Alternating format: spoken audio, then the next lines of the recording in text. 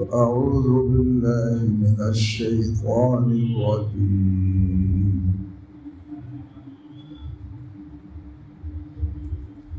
بسم الله الرحمن الرحيم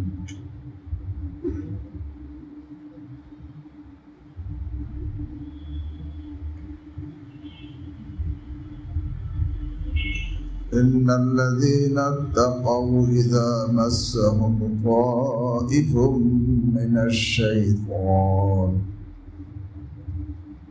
تذكروا فإذا هم مبصرون وإخوانهم يمدونهم في الغي ثم لا يقصرون وقال النبي صلى الله تعالى عليه وسلم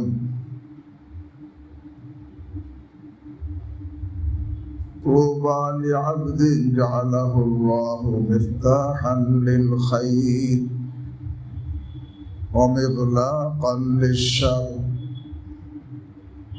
وويل لعبد جعله الله مفتاحا للشر ومغلاقا للخير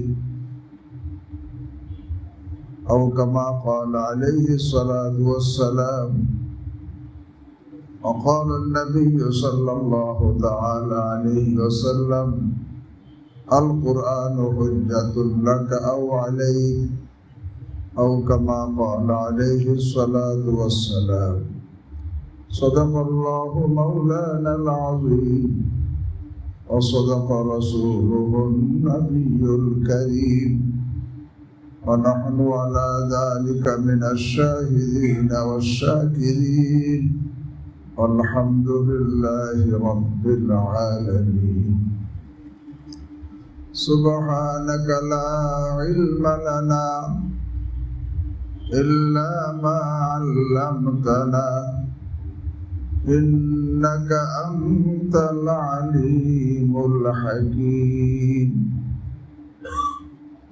حضرت علماء کرام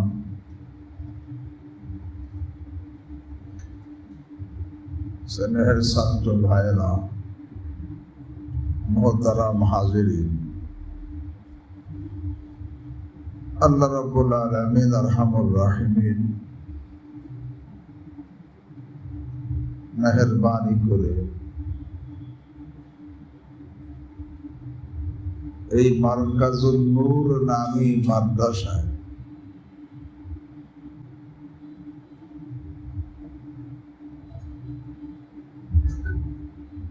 নিজের মধ্যে নূর পয়দা করার আশায়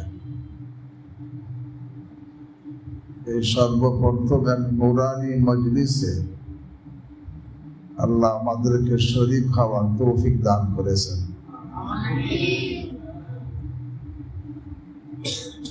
আল্লাহ এখানকার যে নাম মারকাজুল নূর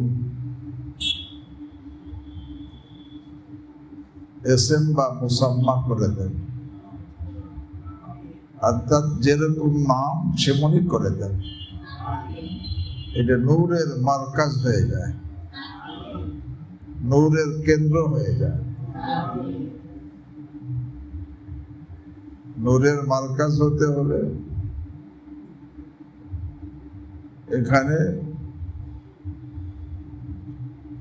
যারা একে তো কোরআনে কারীম এটা নূর, নূরুল্লাযী আনজালনা, আল্লাহ কোরআনকে নূর বলেছে। একে তো কোরআনে নূর আছে, সাথে সাথে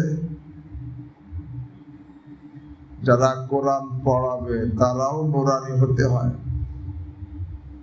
যারা পড়বে তাদেরও নুরানি হতে হয়।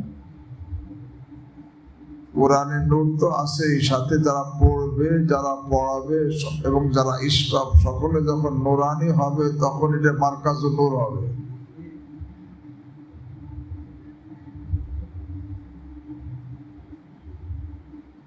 যদি পড়নে ওয়ালা নুরানি না হয় তাহলে এটা মারকাজুন নূর হবে না। কিন্তু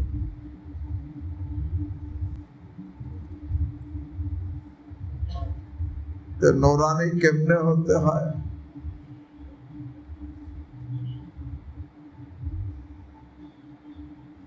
নূরানি হওয়ার জন্য একটা ঘর যদি আমি আলোকিত করতে চাই,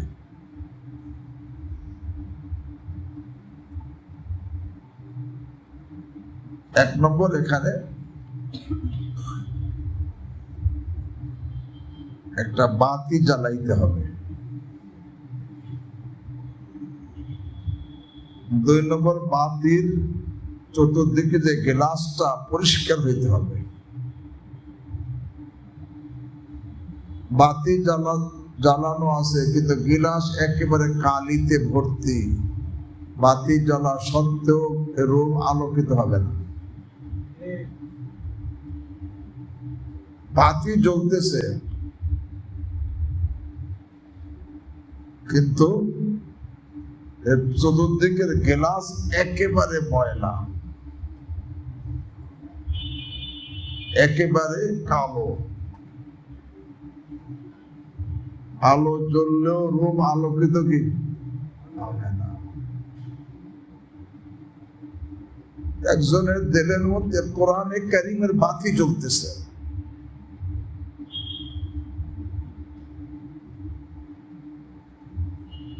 কিন্তু দিলের গ্লাস ময়লা, তার দিলে কোরআনে নূর বের হবে না, কোরআনে নূর বের হবে না, নূরানি হবে না পরিবেশ। ভিতরে কোরআনের বাতি আছে কিন্তু দিলের গ্লাস যদি ময়লা থাকে তাহলে কোরআনের মাদ্রাসা হওয়া সত্ত্বেও নূরের মার্কাজ হইতে পারবে না। আলো তো আলো, নূর তো বের হবে না।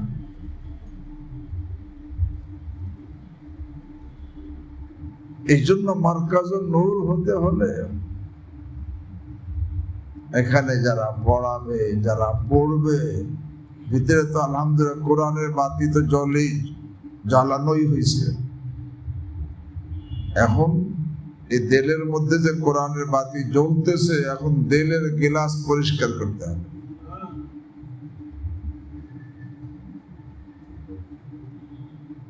দিলের গিলাস কেমন হওয়া দরকার আল্লাহ কোরআনে বলছেন। কোরআনে নূর কেমন আর দিলের গিলাস কেমন হওয়া দরকার আল্লাহ নিজে বলেন, আউযু বিল্লাহি মিনাশ শাইতানির রাজীম, মাসালু নূরিহি কামিশকাতিন ফিহা মিসবাহ, আল মিসবাহু ফি জুজাজাহ, الزجاجة كأنها كوكب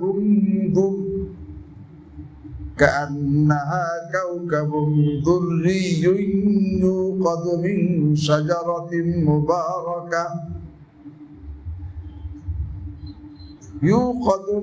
شجرة مباركة زيتونة لا شرقية ولا غربية يكاد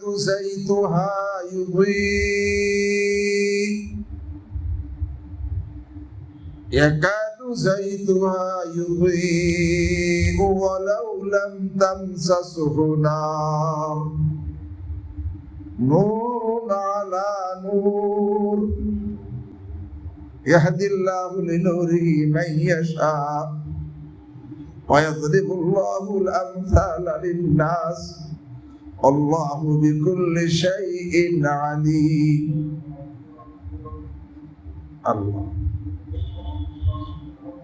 আল্লাহ রাব্বুল আলামিন বুঝাইছেন উদাহরণ দিয়া। মাহবুব কই? এই পাশে আল্লাহ কোরআনে কিভাবে বুঝাইছেন।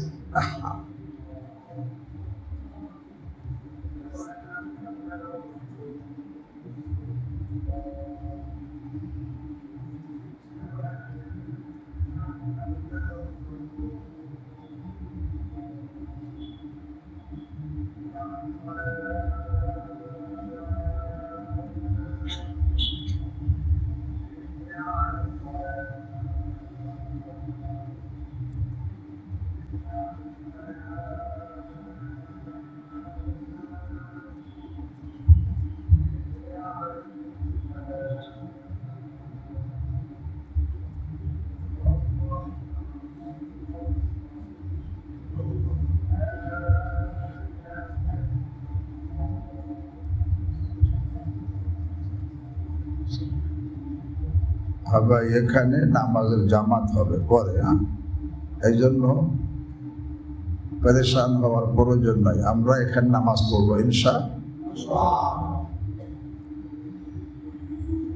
বলতেছিলাম আল্লাহ রাব্বুল আলামিন কিভাবে বুঝাইছেন মাসালু নূরিহি, আল্লাহর কোরআনের নূরের অবস্থা, নূরের উদাহরণ কেমন, নূরের অবস্থা কেমন আল্লাহ বুঝাইছেন।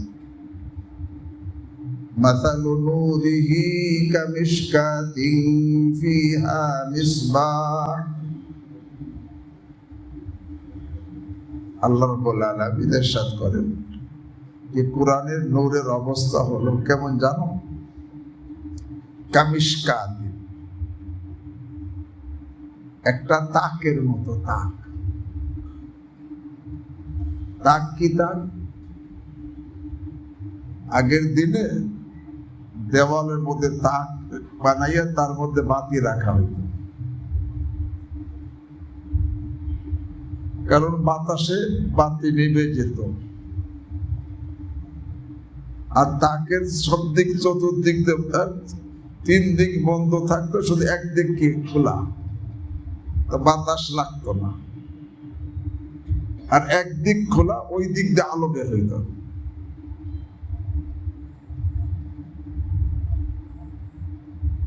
এই জন্য যখন নাকি সব মুখ বন্ধ থাকে, একটা খোলা থাকে, তো ওই দিক দিয়ে আলো বেশি হয়। দেখেন না একটা টর্চ লাইট, এর যে বাল্ব, এটা যে লাইট থেকে বের করে আপনি এটাকে জ্বালান, তাহলে মোমবাতির মতো সামান্য আলো হবে।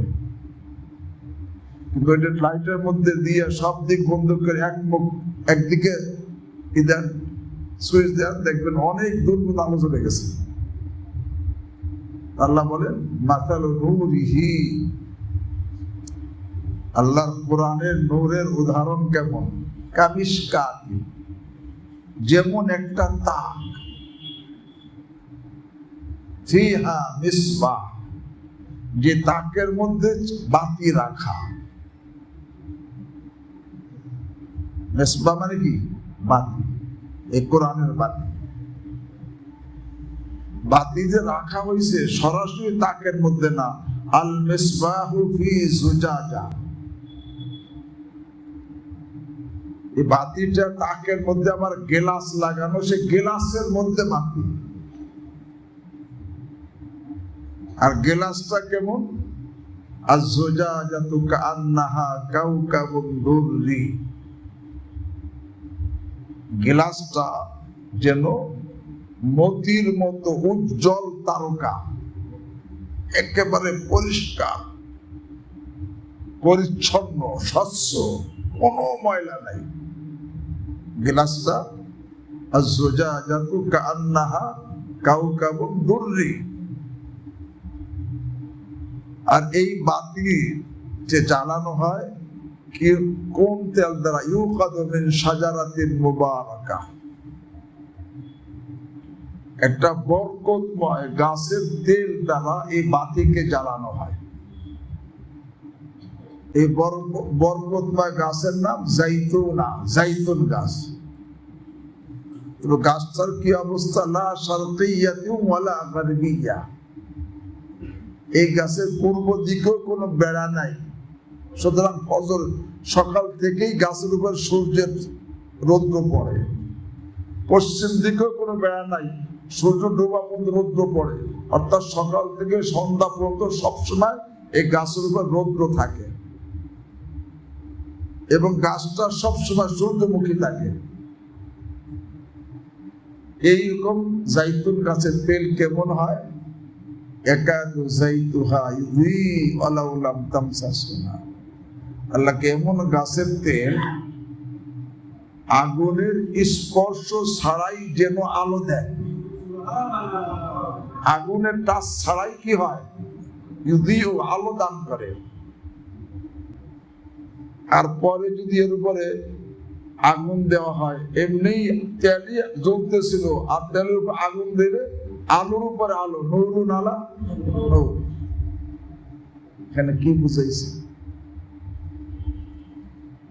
এই জিনিসটা বোঝা দরকার। আল্লাহ কোরআনে তো বোঝানোর জন্যই আমাদেরকে আয়াত নাযিল করেছে, বোঝার জন্য। আমাদের সিনাকে আল্লাহ তাকের সঙ্গে তুলনা করছে। সিনাটা হলো কি? তাক। আর সিনার মধ্যে যে দেলটাকে ওই গিলাসের সঙ্গে তুলনা করছেন। যেই গিলাস মতির মতো উজ্জ্বল, কান্নাহা কাউকাবুল দুররি, মতির মতো উজ্জ্বল গিলাসের সঙ্গে দেলকে তুলনা করছেন। সিনা তাকের মধ্যে দেলের গিলাস, এই গিলাসের মধ্যে কোরআনের বাতি। বাতি কোথায়? সিনা হলো তাক, সিনার তাকের মধ্যে দেলের গিলাস, এই দেলের গিলাসের মধ্যে কি? কোরআনের বাতি। মাসাল কামিশকাতিন ফিহা মিসবাহ আল-মিসবাহু ফি যুজাজা আয-যুজাজু কাআন্নাহা কাওকাবুন দুররি। আল্লাহ বলেন যে দিলের গ্লাসটা কেমন পরিষ্কার জানো? কাআন্নাহা কাওকাবুন দুররি, যেন এটা একটা উজ্জ্বল তারকা। উজ্জ্বল তারকার মধ্যে দিলের গ্লাসটা। কেন? দিলের গ্লাস যদি উজ্জ্বল না হয়, হারিকেনের চিমনি কালিতে কালো হয়ে রয়েছে, ভিতরে বাতি জ্বলতেছে, আলো বের হয় না। বাতি পুরো জ্বলতেছে কিন্তু আলো বের হয় না। কেন? গ্লাসে কি কালি মাখানো, কালি লাগানো। আরে দিলের মধ্যে কোরআনের বাতি জ্বলতেছে, দিলের গ্লাস যদি অন্ধকার থাকে, সে কোরআনে আলো বের হয় না। দিলের গ্লাসটা কেমন হবে? আয-যুজাজাতু কাআন্নাহা কাওকাবুন দুররি। আল্লাহ বলেন গ্লাসটা যেন একটা উজ্জ্বল মতির মতো উজ্জ্বল তারকা। আবার বাতি হলো কোরআনের, আর সিনার তাকের মধ্যে দিলের গ্লাসের মধ্যে সেই বাতি। বাতিতে তেল লাগে না? বাতিতে কি লাগে? তেল লাগে। সেই বাতির তেল কি গাছের তেল? ইউকাদু মিন শাজারাতিন মুবারাকা। আল্লাহ বলেন এই বাতিটাকে জ্বালানো হয় একটা বরকতময় গাছ থেকে। সেই বরকতময় গাছের নাম জাইতুনা, মানে জাইতুন গাছ। তো কেমন জাইতুন গাছ? লা শারকিয়াতি ওয়ালা গারবিয়া, যেই গাছের পূর্ব দিকেও কোনো বেড়া নাই, পশ্চিমেও কোনো বেড়া নাই। সুতরাং সারাদিন এই গাছের উপর কি পড়ছে? রৌদ্র পড়ছে, সকাল থেকে সন্ধ্যা পর্যন্ত। আর সারাদিন এই গাছ সবসময় সূর্যমুখী রয়েছে। গাছ সূর্যমুখী, আর সবসময় সূর্যের আলো গাছের উপরে। এরকম গাছ যখন, যেরকম জাইতুন গাছের তেলের অবস্থা কি হয়? ইউদিউ একাদ, একাদ কি একাদু যাইতুহা ইউদি। আল্লাহ কয় যেন এই তেল আলো দেয়, তেলই আলো দেয়, তেলই জ্বলে। একাদু যাইতুহা ইউদি, যেন তেলই জ্বলতে থাকে, আলো দিতে থাকে। অলাউ লাম তামসাসহু নার, যদিও তেলের সাথে আগুন স্পর্শ করে নাই, তারপরও তেল জ্বলতে থাকে, তেলই আলোকিত। এখন এই তেলের মধ্যে, তেলের সাথে যখন আগুন লাগায় তখন তেল আলোকিত, আবার আগুন লাগছে, দুই আগুন জমা হয়েছে, নূরুন আলা নূর হয়ে গেছে। সিনার তাকের মধ্যে দিলের গ্লাস, এর মধ্যে কোরআনের বাতি রাখা। কোরআনের বাতি কোথায়? সিনার তাকের মধ্যে দিলের গ্লাস। তবে গ্লাসটা কেমন? মতির মতো উজ্জ্বল। এই গ্লাসের মধ্যে বাতি, কিসের বাতি? কোরআনের বাতি রাখা। এখন এই বাতিতে তেল লাগবে, তো যে তেলের কারণে বাতির আলো বাড়বে, তেলই হবে যেন আলো দেয়। সেই তেলটা কি তেল? সেই তেলটার নাম হলো ইখলাসের তেল। কিসের তেল? আরে ইখলাসের তেল। ইখলাস ওয়ালা প্রতি সবসময় আল্লাহর রহমত তার উপর পড়তে থাকে, আর ইখলাস ওয়ালার দিল সবসময় আল্লাহমুখী থাকে। কোনো কিছু তাকে আল্লাহর রহমত আসতে, রহমত থেকে তাকে ঠেকাইতে পারে না, আর আল্লাহমুখী হওয়া থেকে ঠেকাইতে পারে না। এগুলো এই ইখলাস। ইখলাসের তেল লাগবে। এই সিনার তাকের মধ্যে তেলের গ্লাস, মতির মতো উজ্জ্বল নক্ষত্রের মতো তেলের গ্লাস, এই গ্লাসের মধ্যে কোরআনের বাতি, এই বাতিকে জ্বালাইতে হবে ইখলাসের তেল দ্বারা। কিসের কি দ্বারা? ইখলাসের তেল। ইখলাসের তেল গাছের সাথে কিভাবে তুলনা? আরে এই গাছ যেহেতু তার পূর্বেও কোনো আহার নাই, পশ্চিমেও কোনো আহার নাই, সকাল থেকে সন্ধ্যা পর্যন্ত সূর্যের তাপ রোদ এর পর পড়তেছে, আর গাছটা সর্বদা সূর্যমুখী, আর ইখলাস ওয়ালার উপর সবসময় আল্লাহ রহমত নাজিল হইতেছে, এবং তাদের সর্বদা আল্লাহমুখী।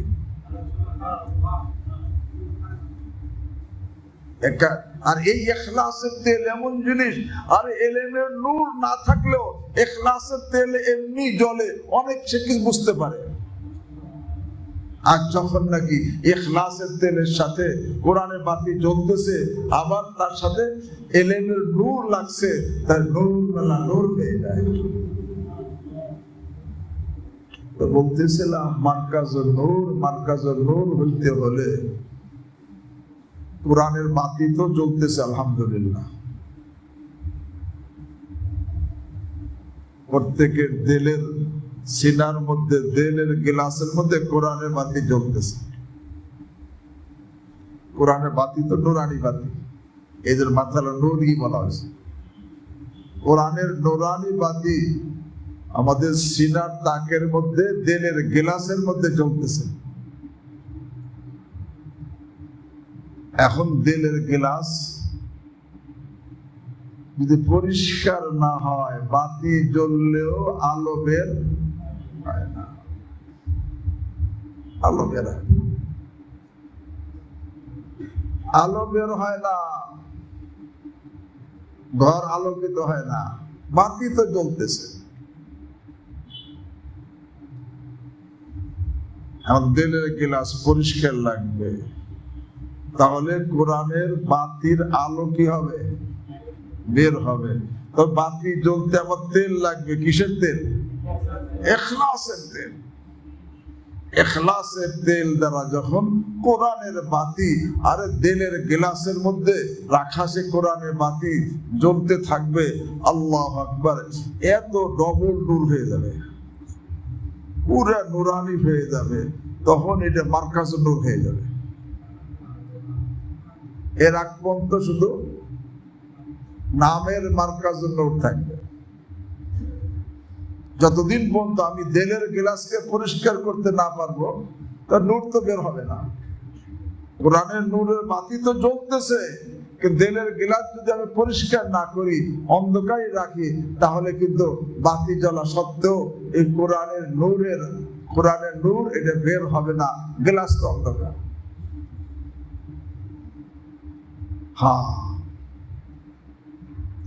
আর এই কোরআনের বাতি যখন নাকি সিনার তাকের মধ্যে, দিলের গ্লাস তার মধ্যে রাখা, আর এই বাতিকে যখন ইখলাসের তেল দ্বারা জ্বালানো হবে, কি পরিমাণ নূর হবে, আলোকিত হবে। আরে শুধু আশপাশ না, আরে আল্লাহ চাইলে এর দ্বারা সে কত দূর দেখবে যে রাডার ফেল হবে, কিন্তু এই বাতি ফেল হবে না। রাডার ধরতে পারবে না, এই বাতি ধরে ফেলবে এখানে কি হয়েছে, হক না হক ধরে ফেলবে। আল্লাহ, কিতাবের মধ্যে দেখছি হযরত আবু বকর রাদিয়াল্লাহু তাআলা আনহুর কাছে জিবরিল আমিন ছদ্মবেশে আসছে, এমন ভাবে আসছে যে চিনতে না পারে। আয়েশা আবু বকর রাদিয়াল্লাহু তাআলা আনহুর কাছে বলতেছে, বলেন তো দেখি জিবরিল আমিন কোথায়? উনি একটু সময় চোখ বুঝে থাইয়া, তুমি জিবরিল আমিন? বলে কেমনে? আমি পুরা সাত আসমান জমিন চক্কর লাগাইছে, কোথাও পাইলাম না, তুমি হবা। বোঝো নাই কথা? আল্লাহ আমাদেরকে নূরানি দিল নসিব করেন। এই জন্য দিলকে নূরানি বানাইতে হবে।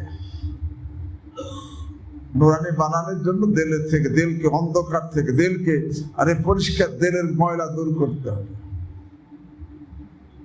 দিল ময়লা হয় কিসের দ্বারা? গুনাহের দ্বারা। জাহিরে গুনাহ হোক, বাতিনে গুনাহ হোক, দিল ময়লা হয়ে যায়।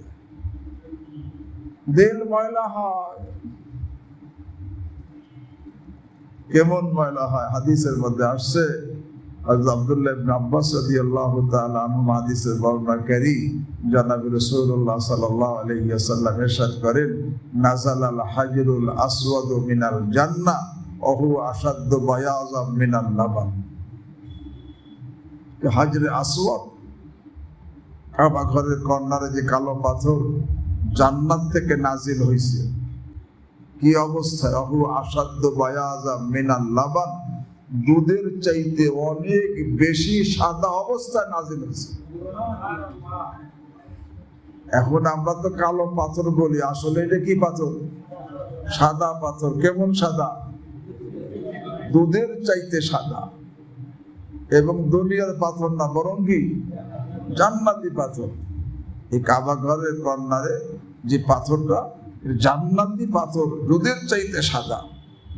আদম আলাইহিস সালাম যখন দুনিয়া আসছিলেন 10টা জিনিস নিয়ে আসছিলেন, তার মধ্যে পাথরটাও ছিল। নাযালাল হাজরুল আসওয়াদ মিনাল জান্নাহ ওয়া হুয়া আশাদ্দু বায়াযাম মিনাল লাবান। দুধের থেকে অনেক বেশি সাদা অবস্থায় নাজিল হয়েছে। এখন নাম কই আমরা কি পাথর? তা কালো হলো কে? আল্লাহ হাবিব বলেন, ফাসাওয়াদাতু খাতায়া বানি আদম। আরে মানুষের গুনাহে জান্নাতি সাদা পাথরকে কালো বানাই দিছে। কিভাবে? বলে আমরা গুনাহগার মানুষ, তওয়াফের সময় যাকে আল্লাহ তৌফিক দেয় সে চুম্বন করছে, না হলে হাত দ্বারা স্পর্শ করছে, না হলে ইশারা করছে। এই যে মানুষের সব টাচ লাগছে জান্নাতি সাদা পাথরে, এই টাচে জান্নাতি পাথর কালো হয়ে গেছে।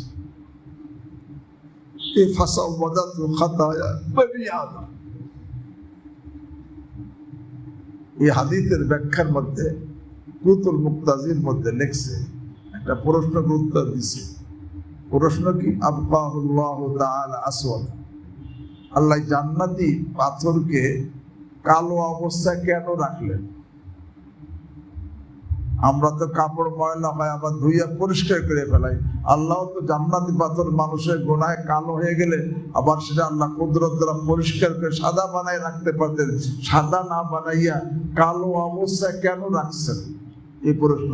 আবকাহুল্লাহু তাআলা আসওয়াদা, তার উত্তর দিয়েছেন, লিউলাম, যাতে জগৎবাসী জেনে নেয়, আন্নাল খাতায়া ইযা আসসারাত ফি জামাদিন, গুনাহ যখন নাকি জড় পদার্থ পাথরের মধ্যে ক্রিয়া কইরা কালো বানাই ফেলে, ফাতাতিরুহা বিকুলুবিন আযাম, তো সেই গুনাহের আসর একটা গোশতের টুকরা দিলের মধ্যে কম হবে না বেশি হবে?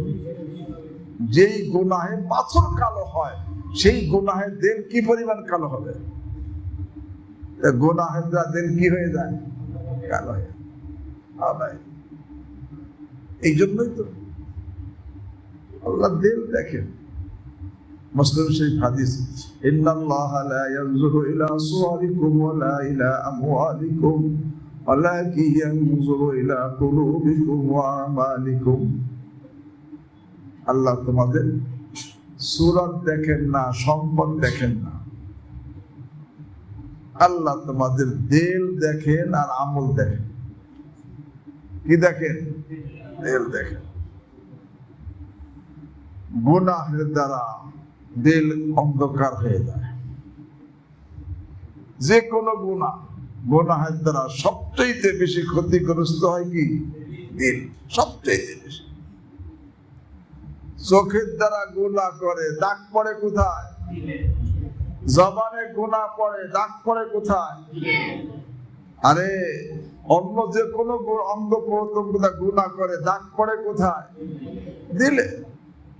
অহংকার লিপ্ত হয়, দাগ পড়ে দিলে। হিংসায় লিপ্ত হয়, দাগ পড়ে দিলে। রিয়ায় লিপ্ত হয়, দাগ পড়ে দিলে। দিল কালো হয়ে যায়। গুনাহের দ্বারা দিল কালো হয়ে যায়।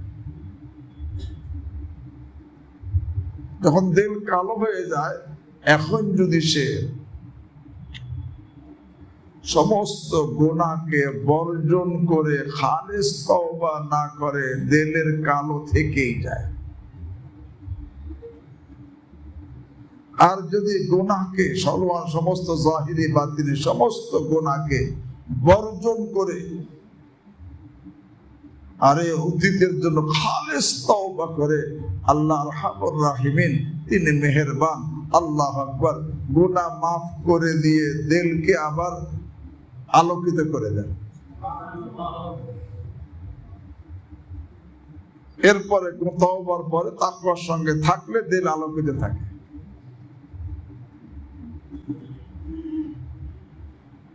দিলকে আগে ময়লা দূর করার জন্য প্রথমে তওবা, তারপরে এই আলোকিত রাখার জন্য তাকওয়ার সঙ্গে থাকা।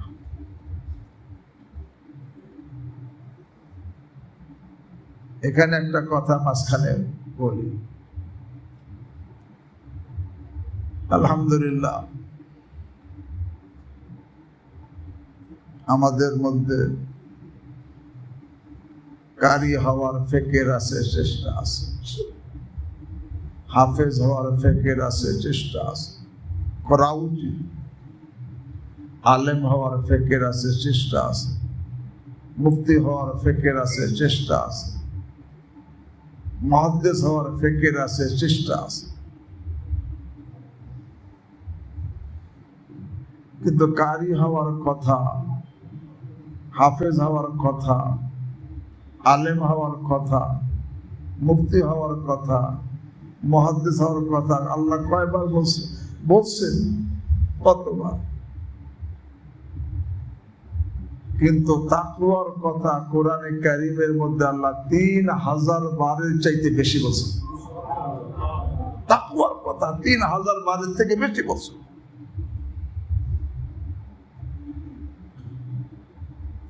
কিন্তু আমার উপরে আমার আফসোস লাগে, আমার তো কারি হওয়ার ফিকির আছে, চেষ্টা আছে। হাফেজ হওয়ার ফিকির আছে, চেষ্টা আছে। আলেম হওয়ার ফিকির আছে, চেষ্টা আছে।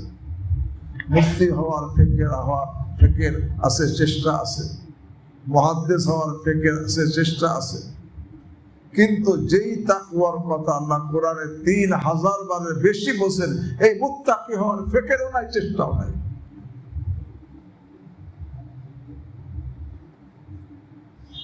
মুত্তাকি হওয়ার ফিকিরও নাই, চেষ্টা।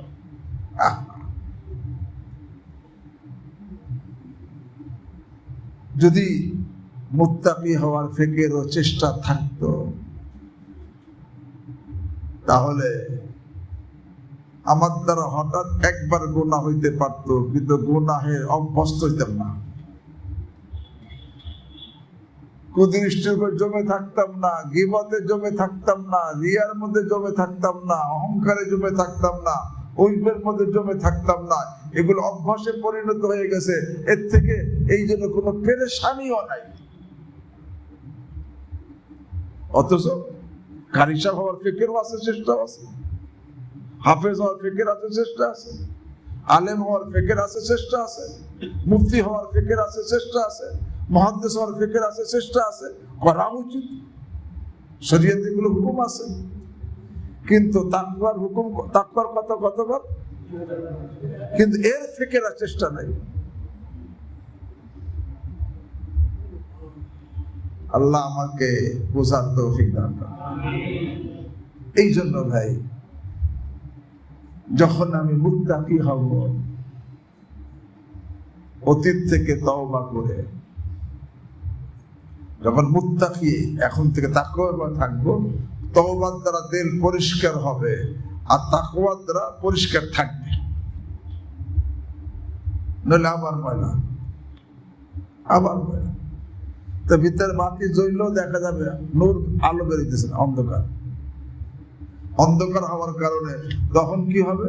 তখন জায়েজ না জায়েজ সে টের পায় না, হালাল হারাম বোঝে না, হক না হক বোঝে না। কেন? আলো থাকলে সে বাইরে সে বুঝতে পারতো। হ্যাঁ, এই জন্য এখানে যেহেতু নাম মার্কার জন্য আল্লাহ এসেম বা মুসাম্মা নাম অনুযায়ী এই প্রতিষ্ঠানটা করে দেন। এই জন্য এখানকার উস্তাদ ছাত্র সকলের দিলের গিলাসকে, তাদের সাথে আল্লাহ আমাদেরও দিলের গিলাসকে পরিষ্কার করার তৌফিক দান করেন। তাহলে সব গুনাহ থেকে দিলকে নিজে তওবা করতে হবে এবং তাকওয়ার উপর থাকতে হবে। কিন্তু আফসোস, আমি আমল করতেছি রিয়ার সাথে, কিন্তু কোনো পেরেশানি নাই, কোনো পেরেশানি নাই। কারণ গুনাহ করতে করতে মানুষ তখন তার অনুভূতি হারাই ফেলে। কিন্তু যারা নাকি আরে অনুভূতি ছিল, তাদের অবস্থা কি ছিল? শাইখুল হাদিস জাকির রহমাতুল্লাহ লিখছেন, এক বুজুর্গ আল্লাহওয়ালা দোয়া করতেছেন, কাঁদতেছেন আল্লাহর কাছে। এই কাঁদতেছেন আর চোখ দিয়ে পানি পড়তেছে, পানি ঝরতেছে। হঠাৎ দেখা গেছে পানির পরিবর্তে রক্ত বের হয়েছে চোখ দিয়া। পরে একজন জিজ্ঞাসা করছে দোয়ার পরে, হযরত আপনার চোখ দিয়া রক্ত বের হইল? তখন বলে, হ্যাঁ। কেন? আমি যখন দোয়া করতেছিলাম, কান্না আসতেছিল, চোখ দিয়ে পানি বের হইতেছিল, হঠাৎ দিলের মধ্যে ভয় সৃষ্টি হয়েছে, না জানি আমার কান্নাটা রিয়ার হয় কিনা। যদি রিয়ার হয় তো এই কান্নাই তো আমাকে জাহান্নামে নিয়ে যাবে। এইটাই চিন্তা করে এত ভয় চলে আসে যে ভয় চলে চোখ দিয়ে রক্ত বেড়ে গেছে। কিন্তু আমার তো কোনো অনুভূতি নাই, কোনো অনুভূতি নাই। হযরত আব্দুল্লাহ আবু হুরায়রা রাদিয়াল্লাহু তাআলা আনহু এই রিয়ার হাদিস বয়ান করতে গিয়া 3 বার বেহুশে পড়ছে, হাদিস বয়ান করতে গিয়া। আল্লাহ, তাদের মধ্যে কারণ তাদের অনুভূতি ছিল, হাসাস তারা ছিলেন। কিন্তু আমার তো গুনাহ করতে করতে অনুভূতি হারাই ফেলছি। রিয়ার সাথে আমল হইতেছে, এই জন্য আমার ভিতরে কোনো ভয় নাই, কোনো ফিকির নাই, কোনো টেনশন নাই, একেবারে নির্ভীক নিশ্চিন্ত। অথচ আল্লাহ কোরআনে কি বলছেন? ফালা ইয়ামানু মাকরাল্লাহ ইল্লাল কওমুল খাসিরুন। আর যারা নির্ভীক নিশ্চিন্ত তারাই জাহান্নামী হবে, তারাই ধ্বংস হবে।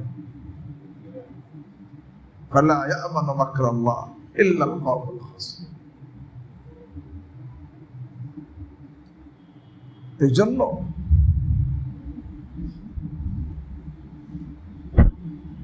হঠাৎ একবার গুনাহ হয়ে যায়, হাদিসে আছে লা ইউদাবুল মুমিন মিন জুহরিন ওয়াহিদিন মাররাতাইন। মুমিন এক গর্ত থেকে 2 বার কামড় খায় না। একবার কামড় খাইলে সে কি হয়ে যায়? সতর্ক হয়ে যায়, আর সে কামড় ধ্বংস, আর কামড় খায় না। কিন্তু আমি যে কামড় খাইতেছি, কিন্তু আমার কোনো অনুভূতি নাই। আল্লাহ আমাকে হেফাজত করে। এটা আলামত কিন্তু ভালো না। এই আলামত ভালো না। এই জন্য দেখেন যত লোক আল্লাহ প্রিয়, আল্লাহ বন্ধু হয়েছে, যে যত আল্লাহ নৈকট্যশীল হয়েছে, তার মধ্যে তত বেশি ভয়। তারা গুনাহ না করেও তাদের মধ্যে সবসময় কি ভয়, না জানি আমার দ্বারা কি গুনাহ হয়ে যায় কিনা ভয়। আব্দুল কাদের জিলানী রাহিমাহুল্লাহ কে বলছিলেন, বলতেন আরে ইমাতু সালামত বালা বেগোর বারে আহসান তো বলি চুস্তি ও চালাকিয়া। কিন্তু আমার মধ্যে কোনো অনুভূতি নাই। আল্লাহ আমাকে আপনাদেরকে হেফাজত করে। তা বলতেছিলাম মুত্তাকি যে হয় তার দ্বারা গুনাহ হয় না এমন না, কিন্তু গুনাহের উপর সে জমে থাকে না। গুনাহ হইলে সাথে সাথে কি করে, গুনাহ ছেড়ে তওবা করে না, সামনে সতর্ক হয়ে যায়। কিন্তু যে নাকি গুনাহের উপরে গুনাহ করতেছে, আল্লাহ মাফ করে। গুনাহের উপরে গুনাহ কি হয় জানেন? হাসান বসরি রাহিমাহুল্লাহ বলেন, আয-যামবু আলা যামবি ইউমিল কলবা। গুনাহের উপরে গুনাহ দিলকে অন্ধ করে দেয়। দিল কি করে? অন্ধ করে দেয়। গুনাহের উপরে গুনাহ দিলকে অন্ধ করে দেয়, তার দিল অন্ধ হয়ে যায়। যখন দিল অন্ধ হয়ে যায়, সে বাস পাপের পর পাপ করতে থাকে, তার মধ্যে কোনো অনুভূতি থাকে না, ফিকির থাকে না, চিন্তা থাকে না, বাস নির্দ্বিধায় ঘুষ খাইতেছে, সুদে টাকা লাগাইছে, আরে কুদৃষ্টি করতেছে, মোবাইলে খারাপ ছবি দেখার অভ্যাস বিনা দ্বিধায় সে দেখতেছে, আল্লাহু আকবার। গালি দেওয়ার অভ্যাস সে গালি দিতেছে, গীবতের অভ্যাস গীবত করে যাইতেছে, বেগানার দিকে তাকানোর অভ্যাস নির্দ্বিধায় তাকাইতেছে, ভাবি চাচি মামির সাথে কথা, আরে তার দিকে তাকাইতেছে, চাচাতো বোন, মামাতো বোন, খালাতো বোন, ফুফাতো বোন, তাদের দিকে নির্দ্বিধায় তাকাইতেছে, ওইদিকে তাকাইতেছে, কোনো অনুভূতি নাই, কোনো ফিকির নাই। আল্লাহ মাফ।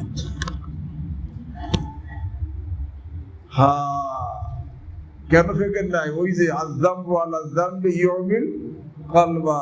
গুনার উপরে গুনাহ করলে দিল অন্ধ হয়ে যায়, তখন সে আজকে কোনো খারাপিকে খারাপ দেখে না, গুনাহ তার কাছে খারাপ মনে হয় না, পেরেশানির কারণ মনে হয় না।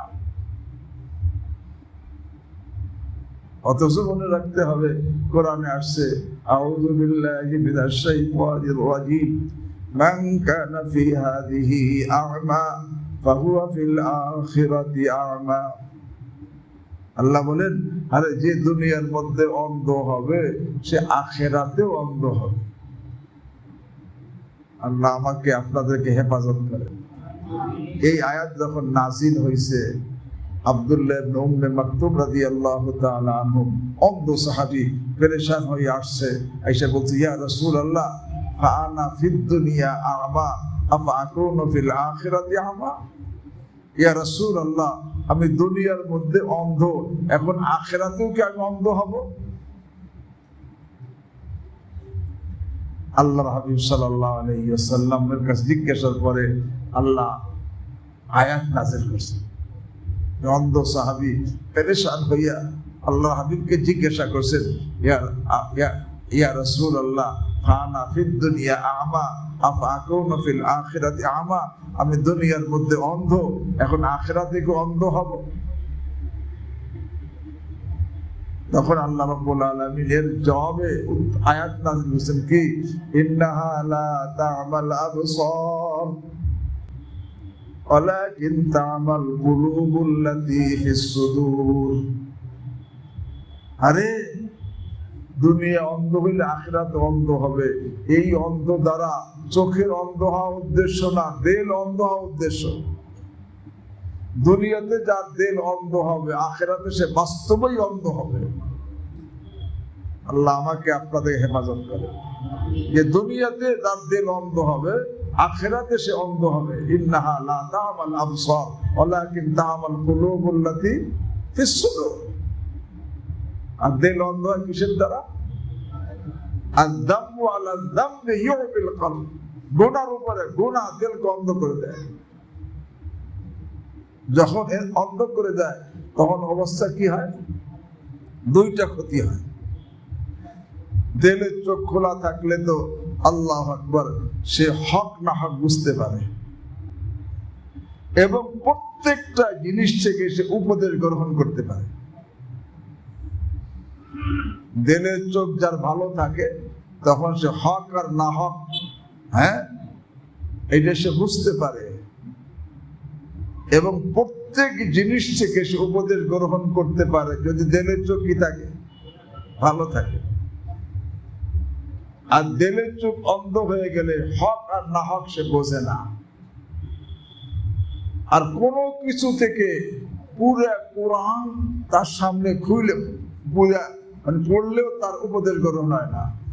আর এমন তো শুধু তাই না, নিজের পিতা, নিজের মাতা, নিজের ভাই, নিজের বোন, নিজের আত্মীয় স্বজন নিজ হাতে কবরে দাফন করে, তারপরও তার উপদেশ হয় না, তার অবস্থা যেই সেই থাকে। আল্লাহ আমাকে আপনাদের হেফাজত করে। এই জন্য বলতেছিলাম,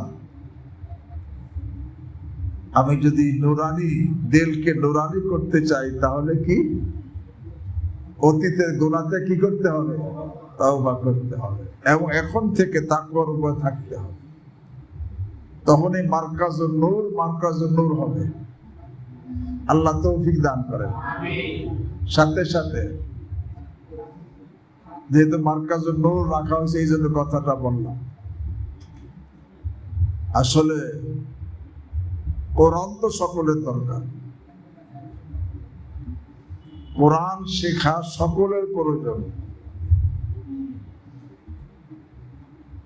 ধনী গরিব, ব্যবসায়ী চাকরিজীবী,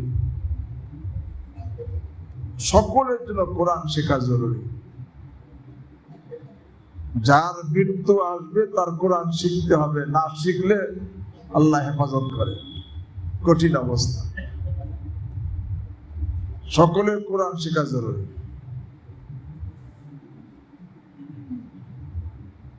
এখন মাহবুব একটু চিন্তা করছে যে সুন্দর ইন্তজাম করলে যাতে সবাই কোরআন শিখতে পারে। উদ্দেশ্য চাকচিক্য না, উদ্দেশ্য কোরআন শিখানো। সব শ্রেণীর লোকে যা কোরআন শিখতে পারে, এই জন্য এখানে একটু ইন্তজাম করছে, একটু ভালো ইন্তজাম, এতে যাতে সবাই কোরআন শিখতে আসতে পারে। এই জন্য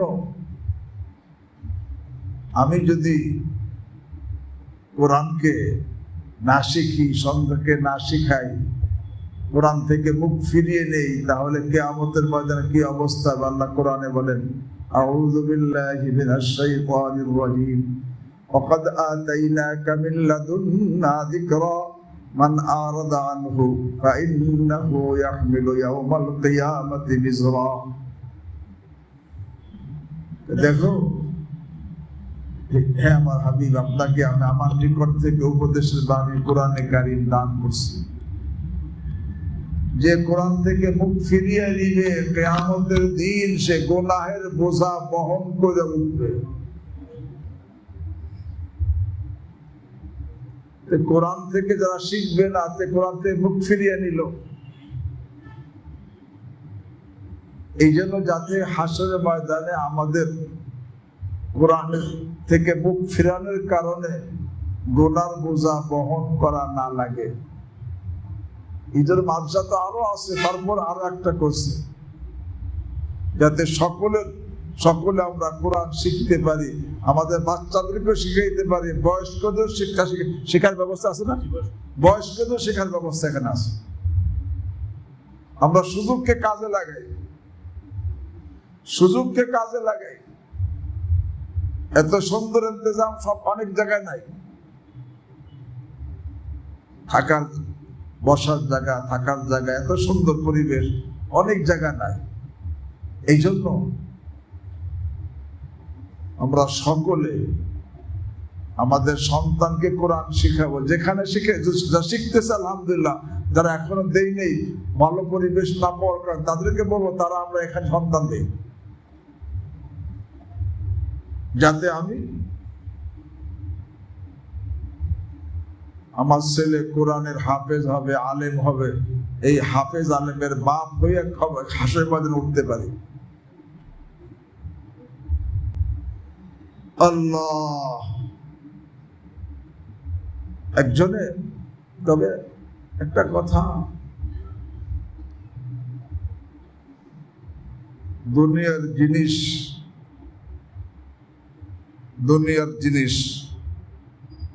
যে দুনিয়ার প্রয়োজন, এটা তিনটা দরজার মধ্যে রাখা, এর উপরে না যাওয়া। একটা দরজায় জরুরতের মধ্যে জরুরত পুরা করা। যেমন উদাহরণস্বরূপ সতর ঢাকা জরুরত, সতর ঢাকার জন্য কাপড় ব্যবহার করা, এটা জরুরত। সাথে সাথে দরজায় রাহাত, সতর ঢাকার জন্য যে কোনো কাপড় ব্যবহার করলে সতর ঢাকে, কিন্তু এখন একটু আরামদায়ক হয় কাপড়টা, এটাকে দরজায় রাহাত, এটা শরীয়তের অনুমতি আছে।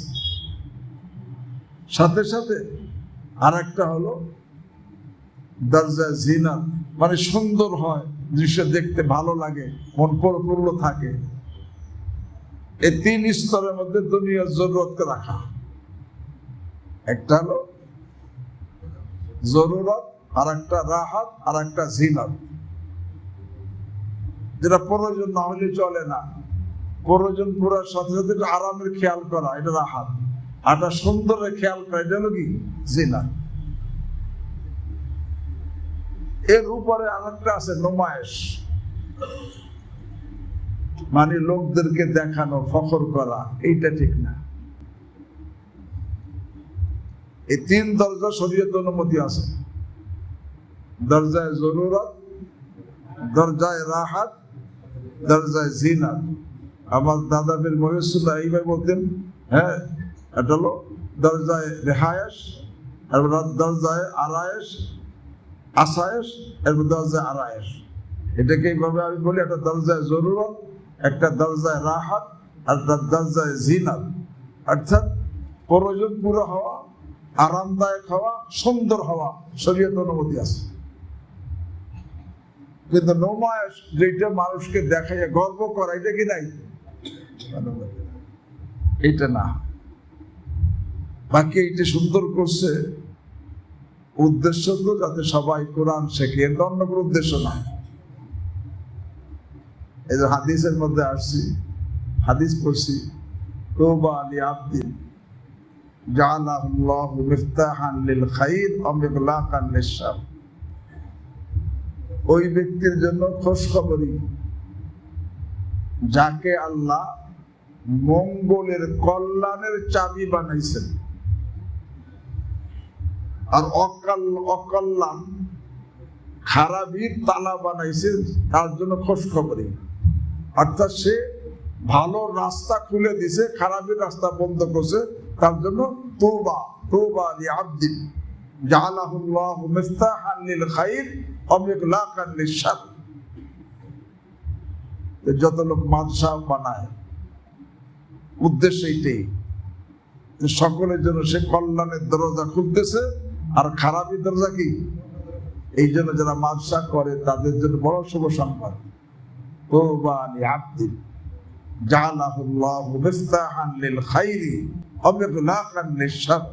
আরে সুসংবাদ ওই ব্যক্তির জন্য যাকে রব্বুল আলামিন কল্যাণের চাবি বানিয়েছেন আর অকল্যাণের তালা বানিয়েছেন।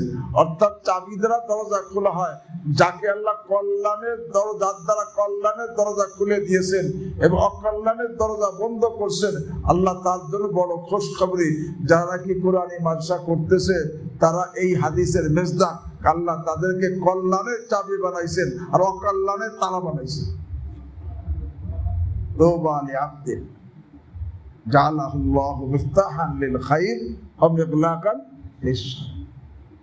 পক্ষান্তরে ওয়াইলুল লিআবদিন জাআলাহুল্লাহু মিফতাহান লিশ-শাররি ওয়া মিগলাকান লিল খায়র।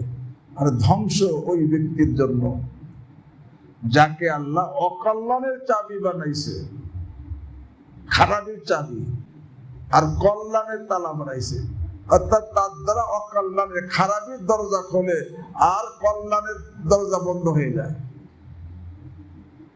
তো যারা নাকি এই দ্বীনি মাদ্রাসা করতেছে আল্লাহ তাদেরকে এরকম কল্যাণের চাবি বানাইছে। তবে এটা ইখলাসের সাথে হওয়া দরকার। আল্লাহ যেইভাবে হলে কল্যাণের চাবি হয় সেইভাবে করার তৌফিক দান করেন। সর্বশেষ কথা, কয়টা বাজে? হ্যাঁ, 9:03 বাজে। চলো, এখানে সর্বশেষ কথা সেটা হলো হাদিস পড়ছিল, আল কোরআন হুজ্জাতুল লাকা ওয়া আলাইক। কোরআন তোমার পক্ষের দলিল হবে বা বিপক্ষের দলিল হবে। পক্ষের দলিল, কোরআন যার পক্ষের দলিল হবে, কোরআন তাকে জান্নাতে না পৌঁছিয়ে তার থেকে সরবে না। আর কোরআন যার বিপক্ষে চলে যাবে, বিপক্ষের দলিল হবে, কোরআন তাকে জাহান্নামে নিক্ষেপ না করে তার থেকে হটবে না। আল্লাহ আমাদেরকে হেফাজত করেন। তো কোরআনকে পক্ষে নেওয়ার তরিকা কি? 1 নম্বর তো কোরআনকে বিশ্বাস তো করতেই হবে। 2 নম্বর কোরআনের আদেশ নিষেধের আমল করতে হবে। 3 নম্বর কোরআনকে সহি শুদ্ধ করে শিখতে হবে। 4 নম্বর এই সহি শুদ্ধ করে শেখার পরে কোরআনকে ইখলাসের সাথে তেলাওয়াত করতে হবে। এই 4টা গুণ। একটা হলো কোরআনকে বিশ্বাস করা, 2 নম্বর কোরআনের আদেশ নিষেধ পালন করা, 3 নম্বর কোরআনকে সহি শুদ্ধ করে শিক্ষা করা, 4 নম্বর ইখলাসের সাথে তেলাওয়াত করা। এই 4টে গুণ যার মধ্যে থাকবে কোরআন তার পক্ষে চলে আসবে। আর যদি খোদা না খাস্তা কোরআনের আদেশ নিষেধ সে মানে না, যেগুলা করার হুকুম সে করে না, যেগুলা ছাড়ার হুকুম ছাড়ে না, অথবা কোরআন সহি শুদ্ধ করে শেখা জরুরি, সে সহি শুদ্ধ করে শেখে না, অথবা শিখছে এখন তেলাওয়াত করে না, অথবা তেলাওয়াত করে তবে ইখলাসের সাথে করে না, লোকের জন্য করে, দেখানোর জন্য, নামের জন্য, তাহলে কোরআন তার বিপক্ষে চলে যাবে। আল কোরআন হুজ্জাতুল লাকা ওয়া আলাইক। কোরআন তোমার পক্ষে দলিল হবে বা বিপক্ষে দলিল হবে। কোরআন যার পক্ষে দলিল হবে সে তো বড় সৌভাগ্যশালী। কোরআন তাকে জান্নাত পর্যন্ত না পৌঁছিয়ে তার থেকে সরবে না। আর যে নাকি কোরআন যার বিপক্ষে চলে যাবে, আল্লাহ আমাকে আপনাদেরকে হেফাজত করে, কোরআন তাকে জাহান্নামে নিক্ষেপ না করে তার থেকে হটবে না। এই জন্য কোরআনকে আমাদের পক্ষে নিতে হবে। রাজি আছি? তাহলে আলহামদুলিল্লাহ আমরা কোরআনকে তো বিশ্বাস তো করি, কিন্তু আমলে ত্রুটি আছে। কোরআনের আদেশ সবগুলো মানা দরকার, সবগুলো মানি না। সবটা বর্জন, যেগুলো নিষেধগুলো বর্জন করা দরকার সবটা বর্জন করি না। তাহলে আমি তো কোরআনকে পুরা মানলাম না, আমল করলাম না, মানলাম না। অথবা শুনি না, আমল তো করি, কিন্তু আমি কোরআনকে সহি শুদ্ধ করে শিখলাম না। আমি তো কোরআন থেকে মুখ ফিরে নিলাম, কোরআনকে পক্ষে নিতে পারলাম না। আর সহি শুদ্ধ তেলাওয়াত শিখছি, কিন্তু এখন ইখলাসের সাথে তেলাওয়াত করা দরকার, তা করি না। এই জন্য যেই লোকটা কোরআনকে বিশ্বাস করবে, আমল করবে, সহি শুদ্ধ করে শিখবে, ইখলাসের সাথে তেলাওয়াত করবে, সে কোরআনকে পক্ষে নিল। এই কোরআন তাকে জান্নাত পর্যন্ত না পৌঁছিয়ে তার থেকে সরবে না। আর এর কোন এক শর্ত না পাওয়া গেলে কোরআন কোথায় চলে যাবে? বিপক্ষে চলে যাবে। আল্লাহ আমাদেরকে কোরআনকে পক্ষে নেওয়ার তৌফিক দান করুন।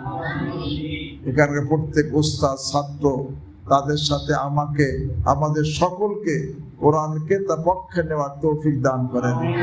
সুবহানাল্লাহ।